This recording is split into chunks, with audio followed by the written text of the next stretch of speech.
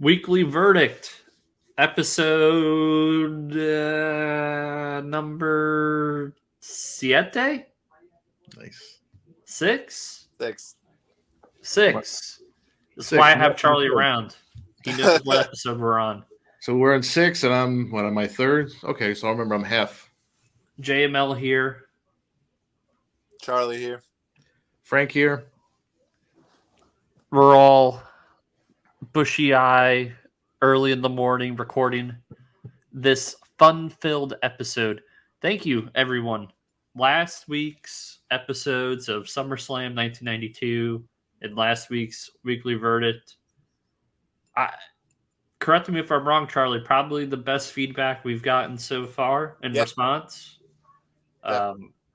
Frank as well. I saw Frank in the comments.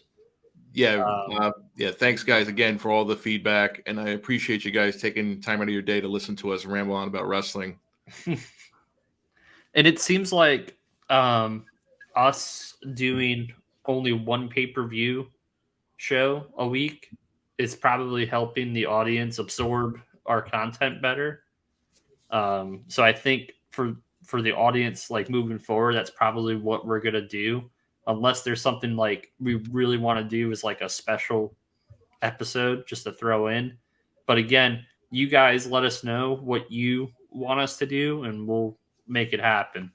Also, sorry guys for skipping out on King of the Ring 1996, but that one was a real stinker. So we'll be back next week with SummerSlam 96, which isn't much better, but at least it gives us something to talk about. Yeah, it gives us something to talk about. King of the Ring 96, it's basically the coronation of Austin, and that's about it. So, spoiler alert. Yeah, so another week has gone by, and the tally for unrecorded expenses linked to Mr. McMahon. Let me see if I can get this up on the screen momentarily. Let's see. Boom. WWE filing reveals another $5 million of unrecorded expenses linked to Vince McMahon.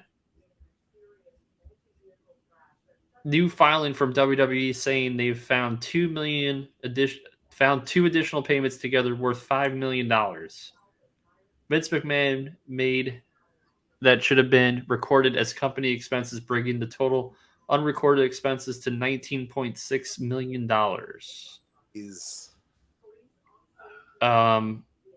And it looks like these two payments were made in between the years of 2007 and 2009. So that is the latest in the ongoing saga that is Vincent Kennedy McMahon. Before coming on, we kind of we don't have like a script, but we kind of have an outline of what we want to go over. And Frank and Charlie weren't aware of this news at all, which is great.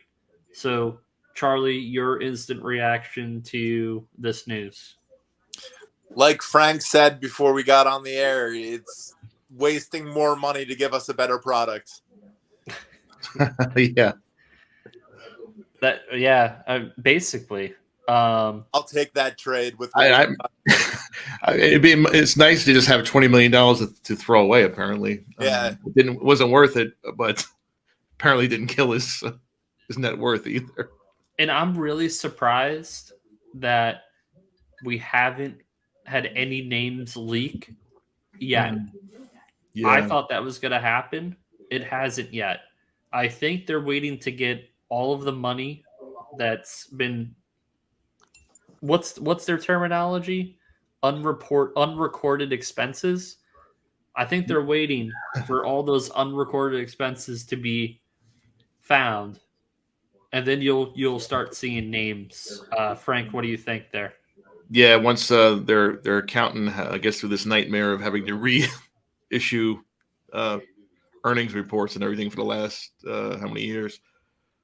Yeah, I would expect. And in fact, like when one name drops, like I think we talked about this on the show right after Vince resigned.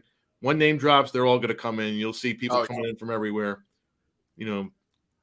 But that's either somebody's going to say something or somebody's going to leak a name, and it's just going to be a snowball from there. So far, it's just been money totals, but Charlie, I can't even look at you. You're so tan. You got a haircut. You look like a superstar today. Man, you would be Vincent Kenny McMahon's wet dream. ready to put you. Ready to get a mid card, upper card push already. Look at him. You know, this is just never ending. I do agree with what Frank said. The shining light out of all this is that not only is WWE turning a corner creatively, but are you ready for this? Are you ready for this one? Dun, dun, dun. It looks like AEW might be turning a corner as well. Yes. Shocking. And man, something just came into the. I'm just, oh man. It helps that it's about 3 weeks before a major pay-per-view as well, but we do have some stuff going on for once. Yeah, and speaking of, I use WrestleZone.com. I've been using it since I don't know, maybe I was like 12 years old at this point. If there's another wrestling news site that you guys use, let me know. I know people use Twitter, but it's just easier to find everything on one website. Tony Khan did an interview. Mm-hmm. I'll bring up some of that interview talking about competition or the competition changing. This is our weekly Tony Khan segment. So let me bring. We need a graphic for this or something at some point, or a theme song. I mean, he just, what a character. The Robert Stone character is basically Tony Khan. I've heard that several times, yeah. Okay. The best part of this is, where was this interview for? It was speaking to DAZN recently. All Elite Wrestling founder, co-owner, president. How many titles can one man have? And CEO Tony Khan broke down his thoughts on the likes of WWE, which has been going through its own shakeup as of late. He also touched on the fact, the first part is like rubbish. Yeah. Rubbish. It's my Brit talk. Tony Khan also touched on the fact that competition in the world of professional wrestling is more often than not a great thing for the fans. Who does that sound like? Who has said that several times on this show? All of us. Yep. So thank you for pointing out the obvious, Mr. Tony Khan. As for those at AEW, he still believes fans will look to the company for what they have been providing and those on their roster. Now, the competition changing, I think that's a good thing in some ways. If you like good wrestling, you're just more likely to want to see it because our competitor has been doing better shows recently than they had been doing, I think. I watch them pretty often, and I think they've been better. It seems like that's the consensus among people who watch them. I do think in general, if it's going to get more people watching wrestling, that's probably not going to hurt any wrestling company. So, I'll stop there. Everything that I just read, what sticks out to you the most? I'll start with Charlie. Like we've been saying for the past month or so, competition equals a good thing. Competition is great for both companies to have. And it's better for fans. F Square. Well, my first thing that jumps out is good to see that Tony is in league with us. He's drinking the Triple H Kool-Aid as well. But when he says he watches quite often, I imagine he watches literally every show and has his little notepad. He's taking notes. But Yeah, I mean, it's like an obvious. It's a cliche, but it's obvious. Competition is better for everyone. I would just only thing I would say there is what AEW provides is basically they're catering to that hardcore fan base. I'm not saying they haven't made maybe some new young fans, but for the most part, it's like guys our age that are like fed up with everything else. Yes. But if the other show improves to the point where it's offering pretty much the same thing, we'll see what happens. I don't think, considering they don't go head to head, and I don't think they'll ever do that again because it's not good for anybody. The numbers so far, I mean, the numbers have been good. Like, people are tuning in, they're curious. I would say a lot of people, maybe if they're not like an every week viewer of Raw and SmackDown, they may not notice these changes that we've seen so far. But that's because we watch every week, so we could see these little nuances. I think that's an important point. Little things. But I mean, yeah, I mean, Dynamite was good this week. They've actually got some stuff going on now. They're always going to have good matches every week. That's not going to be a thing. They have their share of silly segments, even though they act like only the other company does that. Some of the stuff that's literally entertaining. We used to say how Raw was just made to entertain Vince. So I think sometimes stuff is on a Dynamite is to entertain like BTE people, like the Bucks and other people, which is not always gonna. If I'm rambling, I apologize. But yeah, he didn't say much here, but he said a lot. What are you apologizing for? I don't know. I'm trying to get to. I forgot my point here. I apologize. I don't know, because I don't want people to come across like, oh, he's siding with nobody. I said, listen, I'm just sick of all the tribalism, this show, this and that. You're allowed to like both companies. And I just want to watch good shows here, guys. You're also allowed to criticize both companies at the same time. Right. Like, and it's not you don't have to necessarily take a side. You could take the side of neither one of them. And often that's been my case. Yeah, definitely. We've talked how much. That's definitely your case, man. And seriously, it's okay to not like certain stuff and like certain stuff. And if other people don't like it, as long as you like it, that's all that matters, guys. If you enjoy maximum male models like I do and some of my friends do, enjoy it. Wrestling is fun. There's some silly stuff. There's always been some silly stuff. As long as the silly stuff is entertaining and it's not dominating the show, let's have some fun. I think the most important thing that was just said in the question that I need answered, Frank. Yeah. The notebook that Tony Khan uses, is it the yellow Mead notebook with the blue lines? No, I think that's what he uses. Well, the Lisa Frank notebook with the unicorn on it. Well, we did see a glimpse of one of those last year when people zoomed in and saw like his entire pay-per-view card for last year's it was Full Gear or something when he was in a Jags game. Listen, that was like a notebook, I believe, but I believe it's the yellow. I think you're right. The yellow. I picture that the yellow legal. I'm gonna let you guys in on a little secret. Okay.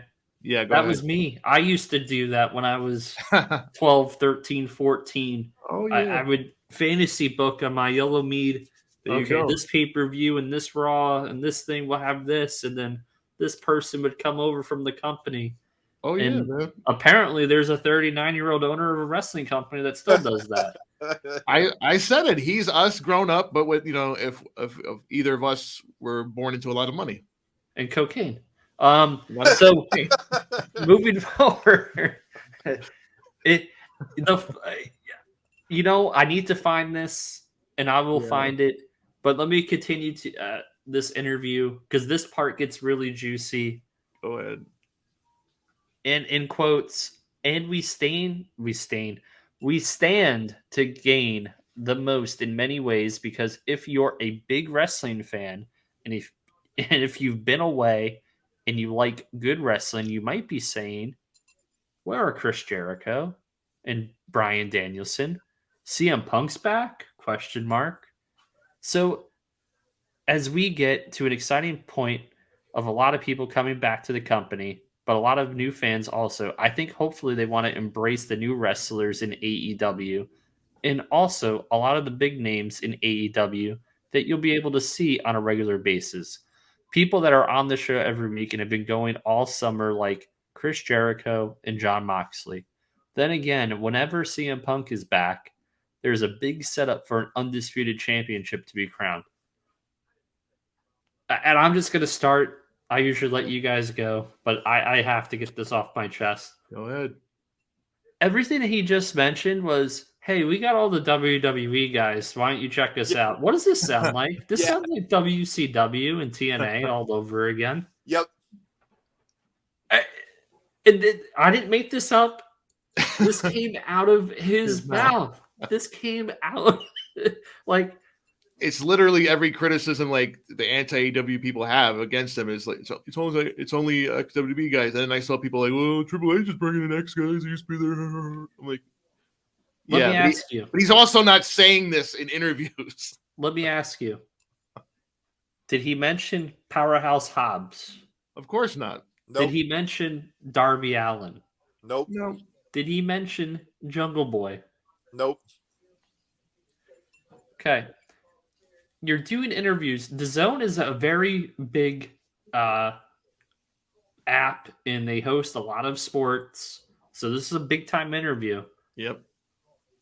He could have been like, Brian Danielson right now is in an awesome program with our up and coming wrestler called Daniel Garcia.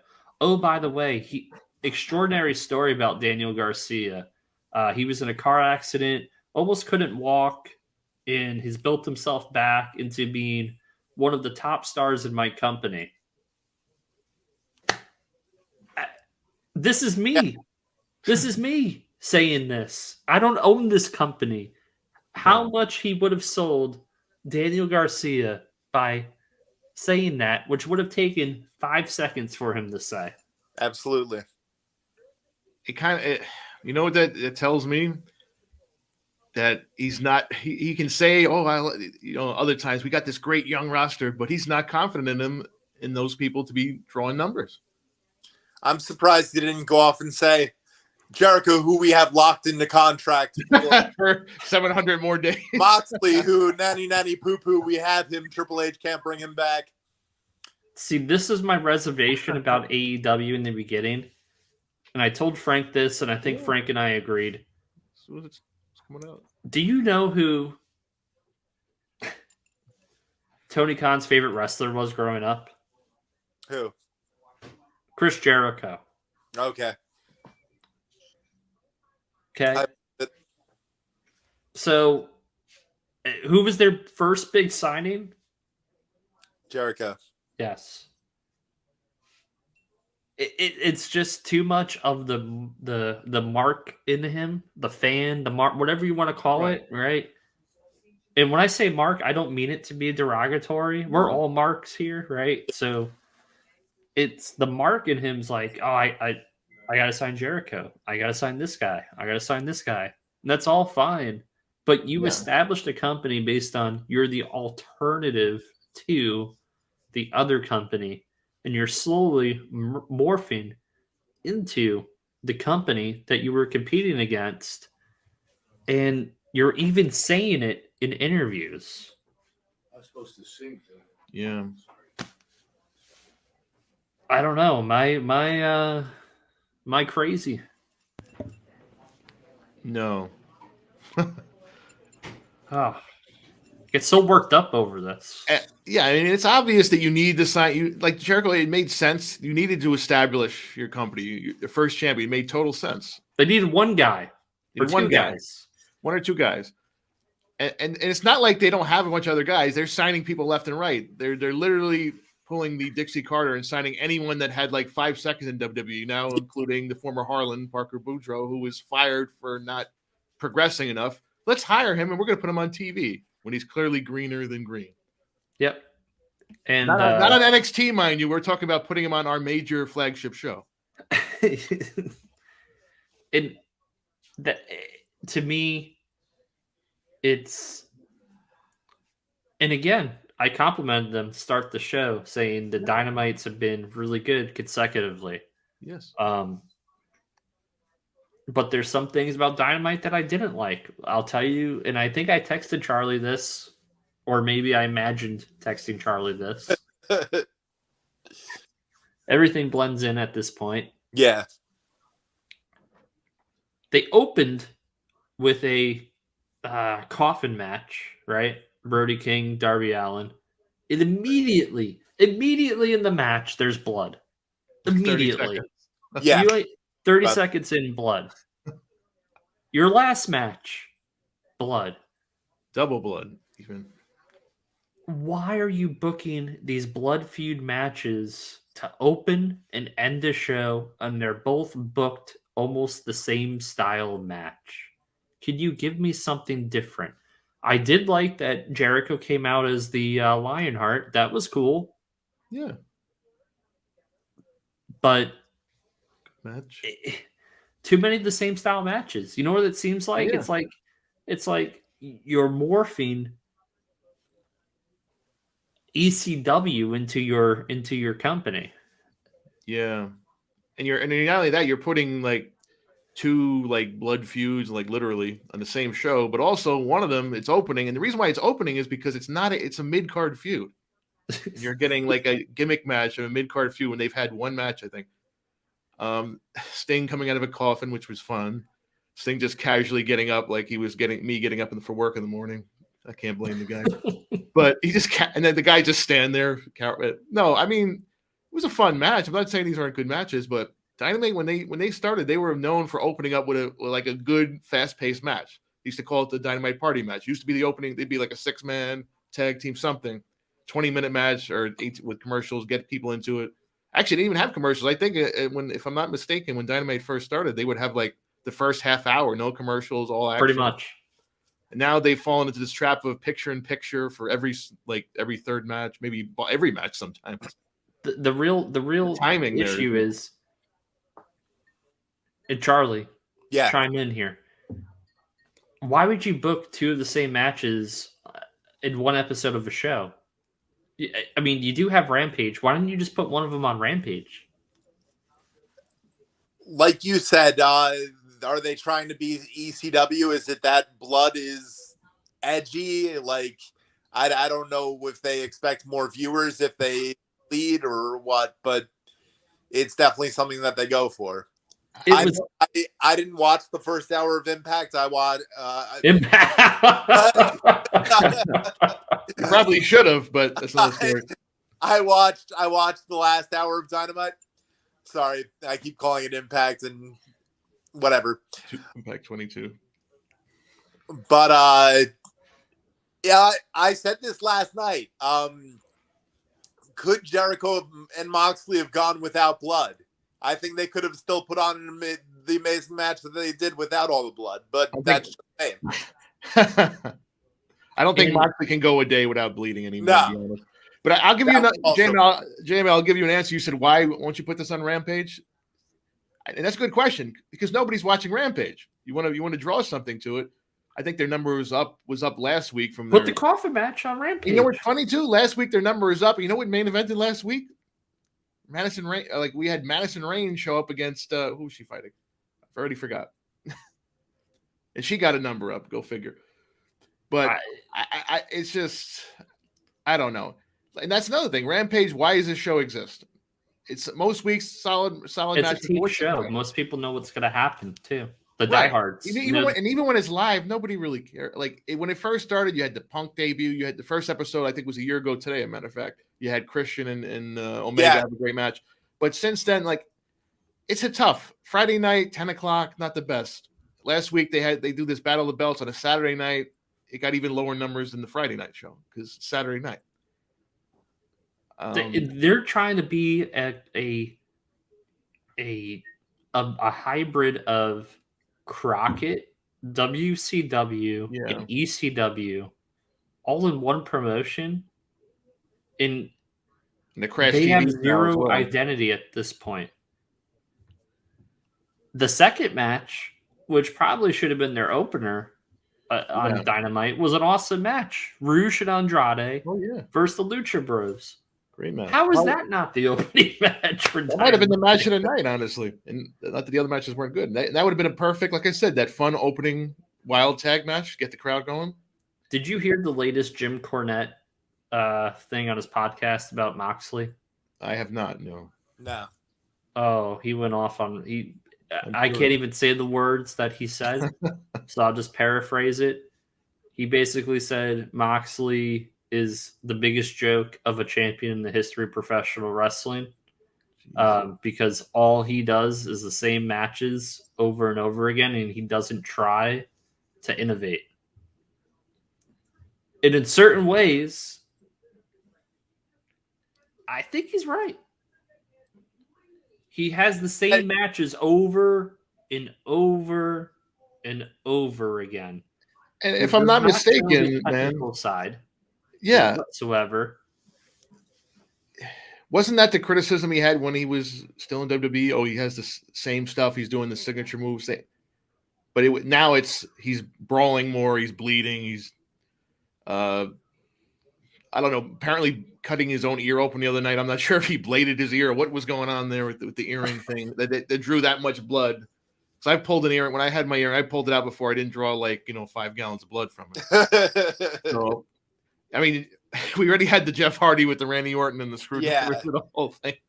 See, I'm not going to go as far as saying he's the worst champion. No, in I wouldn't. Professional wrestling. Cornette is a gimmick. We know that Cornette's going to lead into that. I agree to the extent of there's no he's so laid back, Moxley. Yeah. That it just seems like he doesn't care, and it comes across sometimes on screen. I don't know what character he is. I don't know if he's a heel. I don't know if he's a face. Is he supposed to be a tweener? Is he not a tweener? His relationship with Kingston, his relationship with his own faction, with Danielson. None of this I understand. I don't and that's not on him. That's also on Tony Khan. Yeah. And the booking. But given that he's a champion, he should have some input, right, with his own character, because this is what AEW was based on. Yeah. And at any point he could have said, "Hey, Tony, me and Eddie Kingston, we're friends, then we're enemies, we're friends, we're enemies. Did he throw me in a faction? The faction's cool, but I was feuding with Danielson. Now we're not feuding, but eventually he's going to want the title. So how's that going to work with the group?" And this is me as a fan thinking about this. And this guy's holding a belt in a company, and I just don't think he cares. I just think he's like, I'm just going to collect my check, and that's fine. But to me, it's like he's just collecting a check. And this is the same criticism that he openly said that he checked out of WWE at the tail end. And I feel like he's checking out of AEW right now. Do you think he wants to go back to WWE? Yes. You do? I do. I think he wants to go back. Okay. Also, a telltale sign is Renee, his wife. Yeah. She hasn't signed with anyone anywhere either. She's a free agent. Mm-hmm. She left on good terms, right? She didn't do the same old, I'm going to go on Jericho and bash the company. No. Before. So I think with Triple H and Stephanie being involved and being the heads, right, with Nick Khan, Ambrose, I'm going to call him Ambrose when he's the WWE. Mm-hmm. He always spoke fondly of Triple H. So who's to say that we don't get him back in WWE? I'm not saying that's going to happen tomorrow, but whatever his contract is up, I could see that happening. I could really see that happening. There's a lot of money there, I think we discussed before. A lot of money on the table. I mean, he gets paid great in AEW as well, but I'm just saying, could you imagine him and Seth, him and Roman, even him and Cody? Now, it just writes itself. Yeah. A lot of things are possible now that weren't before. That's what is important to understand that for everybody. Speaking of WWE, Triple H, Stephanie, in creative, We had a return that took place on SmackDown. As predicted last week on the show, usually it's me doing the predictions. Well, you did ask me what I thought. We did ask. Fire Frank, take it away. Who returned or what faction returned on SmackDown? Right. So we had a interesting segment where we had two local competitors in the ring. And Pat McAfee was making fun of them, which was pretty entertaining. And then certain music hit. Row. Sorry, that was lame. So we had three have hit Row at least. We had the original three as they called themselves, which was the original three. It was the original three. It was never on TV, but they were doing like all the house show loops in NXT. Yep. We had, of course, AJ Francis, Top Dollar. We had Tahuti Miles, now once again known as Ashanti the Adonis, B-Fab, which was good to see at least the three of them back, and as well to at least have the package there. Obviously, friends of mine, we were talking about it. It does hurt that they don't have Swerve there because he's a star power of the group. But I think, this company needs tag teams, and here's a tag team that the crowd gets into. And you heard the crowd last night. Some people they still remember them and they reacted. That's all. That's important. You need these kind of mid-card tag team acts that they will draw money. They will sell merch, even with the three people now. Even if they wanted to add another member, they will sell a lot of merch. And it's a good thing because now my hat is now usable again. I did have a shirt and a hat, but yeah, it's just good to see. You don't have to sign 7,000 people like Tony Khan does. You just need to improve your divisions, and he's slowly right now improving the tag division. Obviously, bringing the women's tag division back, trying to make something out of it, and more importantly, building up these mid-card titles like we saw on Raw with the U.S. title. Ciampa and Lashley had a heck of a match. And he was Ciampa had got more in that one night losing a match than he's gotten in 6 months on Raw. Oh yeah. Well, the last two Raws. Yeah, the last couple of weeks, he's just pretty much. And you have to establish this. You got to remember. And then Corey Graves on his podcast, they were talking on yesterday. Him and Vic Joseph. You got to remember, NXT audience is a small fraction of the major WWE audience. You have to establish these guys, and it doesn't take much. No, put them in some highlight matches. Like last night, we'll go back to SmackDown. The way they built up the IC title match all night long, making it seem important. The crowd got into it. Nakamura and Gunther had a banger last night. How good good match is it of the year? But it was a heck of a match. How good is it going to be if we get Gunther and Lashley at Survivor Series? Oh yeah, I know they've already been seasoned, and I'm definitely excited about that. Gunther, even before the regime change, has been one guy they haven't messed up yet, and thankfully Vince didn't get too many his claws into it. You've got him established. The crowd is reacting to him now. He's getting a lot of heat. He looks strong. He looks great. I'm going to drop a really nuclear take. Yeah, go ahead, man. Please. The last great masterpiece from Vince McMahon is Gunther. Because that's totally him.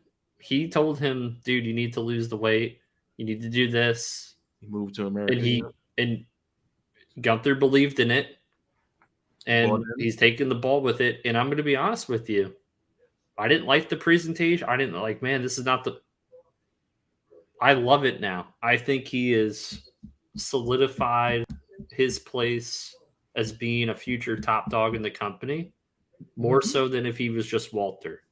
So we always shit on Vince and we shit on creative for these bad changes.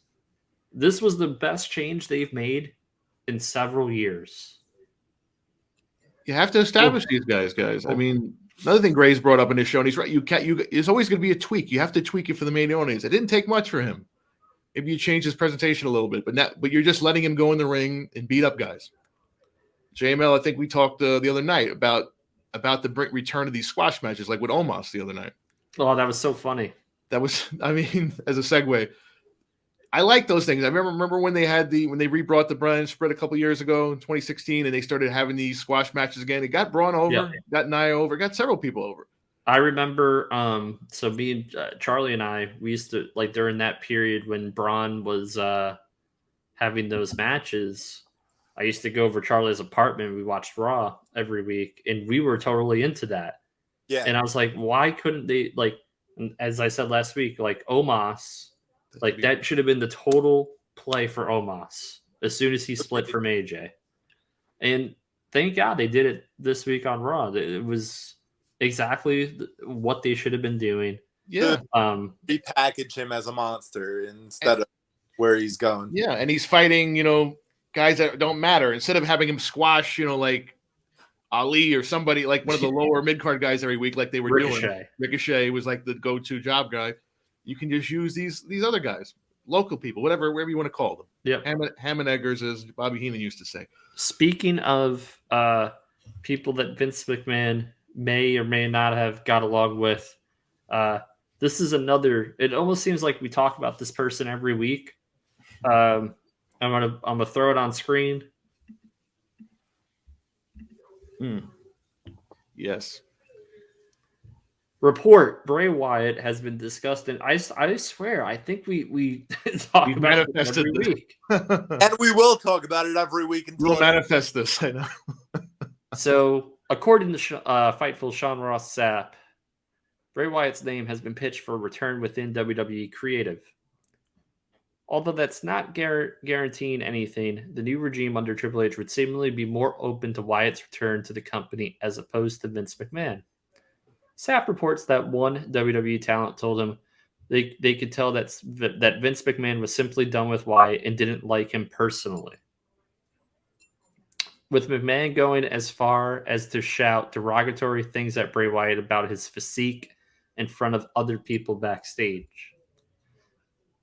All right, Charlie, what do you think so far here? See, this took me by surprise because I always thought that Bray Wyatt and Vince McMahon had a good relationship. I thought I read elsewhere that Bray almost considered Vince a father figure. Frank? Yeah, well, it might have been, and then it went sour because once he doesn't like you, or once someone doesn't like you, that's it. We talked about Hit Row before. Apparently, all it was Top Dollar annoyed somebody backstage, and they were done with him, and the whole group went. So, as far as him being discussed, of course, he's not signed it. We've mentioned it how many times before. He's not signed anywhere else. He hasn't even entertained anything. He's done a few signings. I think he's just been waiting for the right time. And if this is true, I mean, we'll see. We'll go with this report if it's true. So, with Vince being gone, and the fact that he also had a good relationship with Triple H, apparently, as most people tend to do. So this seems like almost similar scenario, not the same, but similar, where they go as far as saying that Bray had a bad attitude backstage, according to the McMahon regime, right? They're planning People stuff close to Vince. This sounds like Sasha and Naomi, where, you're telling me what to do creatively, so you have an attitude. I think it's okay to stand up for yourself in this line of work, considering what they do. The character is everything, and the direction of your character is everything. And they also put their bodies on the line. Why work a match? Why work a program that is going to go nowhere, and it's not going to go anywhere? And I believe there was another article that I read, I just don't have it offhand, that the biggest rift between Vince and Bray Wyatt was the whole thing of that feud with Randy Orton, where he's like, I literally don't know where this feud is going, Vince. Like, what are we doing here? And they argued about the direction of that feud. And that's basically what we got at WrestleMania was Vince saying, screw it. Randy just beat him. Which was apparently what happened. The day before or the day of. I read that also. Yeah, I read something about, he was supposed to win and Randy was going to take time off. Instead, they beat him in 5 minutes and then they take him off TV. They write him off the next night. Yeah. You don't see him ever again. It's a shame because, Vince, obviously with Gunther, it was the right critique and criticism of the physique. Bray Wyatt, it's more than just he has a character. He has the ability to talk. The ability to play different characters. And he's already proven it and he's had that physique the entire time Yeah. in the company. So for you to point out his physique at that, now you're just being spiteful. Yeah. It had been a little more to it there. There's obviously a disconnect between the two at some point. If you going based on the booking for the last year when he was there, I mean, the mistakes they made right away. I mean, once he came back with this new character, everything was clicking until, the Hell in a Cell match, and then after that, it just kind of outside of the Cena thing, which was great. His last year there was not exactly good. Yeah, and with all these darker storylines going on between Yeah, Karrion Cross, Judgment Day, Edge, like Bray Wyatt would fit in right now without question. yes, and you know what? I'm sorry, Charlie. I was going to say what I just came to my mind when you segue to that, talking about darker storylines. We could talk about what was going on in Raw, where there was something going on in the background and all these scenes that the announcers did not call attention to it, which I thought was great. Yeah, It's very subtle, and that's Triple H booking right there. That's like NXT Black and Gold booking right there, where you had the stuff going on in the background. Like when Cross debuted, like before he debuted, we saw his face in the car in the parking lot. That's what it reminded me of. And at the end of the night, we've got another return that I think I also mentioned was Dexter Loomis. And the way they did it, I was watching the screen like, was somebody getting arrested in the front row? Like it didn't look like an angle. It looked like something was happening in the background. I mean, poor AJ did have to stand there, right? Look awkward for a couple of minutes, but I wonder where that's going. That's good. See, we're ending shows and we're like, where is this going? cliffhangers. It's Cliffhangers. It's I feel very like- Attitude yeah. Era-esque Yeah. Vince Russo booking. But not over the top. And you got to have cliffhangers, and also you got to have a reason to watch the show. You're going to watch 3 hours of Raw. Yeah, you're going to get a lot of filler, but at least have something. And that's what I had coming out of the show was this car crash in the background. Like it looked like it wasn't even supposed to be on air. Yeah, The way they shot it. So maybe that's, I don't know, with Dexter back, and he's a little bit of a darker character. Maybe there's a little bridge they can do there. I don't know if this is. It seems to be hinting more at Gargano, considering their background. It's not, but that's what me and my friends have been talking about. With Dexter coming back. yeah. I don't think it's going to be Gargano, but I don't think it is, but it is hinting a little bit. The way they did lean into it on social media with Indy and everybody else making comments. But I'm interested to see where this is going. He's another guy, character work, very good. Got something really silly actually over, and I want to see where they're going with this. But as far Charlie, as Bray, what were you going to say? go ahead, Charlie. I'm sorry. It's okay. I also heard that there's been back and forth between Bray and Triple H on Triple H not wanting him to be back as the Fiend and just bring him back as Bray Wyatt. And that could be why we're still waiting also. So here's my take, right? Okay. I think he should be the modern day Mick Foley. He should have the ability to go and just do different characters. And I think that works the best. If he wants to be the Fiend for 2 months and then the storyline program ends, whatever, and he wants to be the Cajun Bray, right? The cult leader Bray, Eater of Worlds, whatever Bray. You can revert to that. He wants to be Firefly Funhouse Bray, right? But what I think that they should do with Bray is they don't need to have him come back as the Fiend. Why don't they just add another layer and add a fourth character to the stable? Mm-hmm. Yeah. Maybe I'm sure he's got something in his mind always. Something else he can do. So, yeah. To me, it makes more sense that. So, like Loomis, right? Yeah. He doesn't talk. That's his gimmick. That's the thing, yeah. Okay. Uh-huh. So that character can only go so far. Why can't Bray Wyatt be a part of that and be the mouthpiece for a new faction with Loomis and whoever like Cross. Then all of a sudden, like these people that have come back, the person behind it is actually Bray. That'd be something else. Right? Yeah, no, that's not a bad idea actually. If you Imagine that draw it stable, out, like you just don't Bray, reveal it right away. Karrion Cross, Loomis, and Scarlet in the mix. Like That reveal would be pretty cool if they build it up slowly and then just reveal that. Yeah, it would make a lot of sense. But I do see him coming back. It's just a matter of when they decide.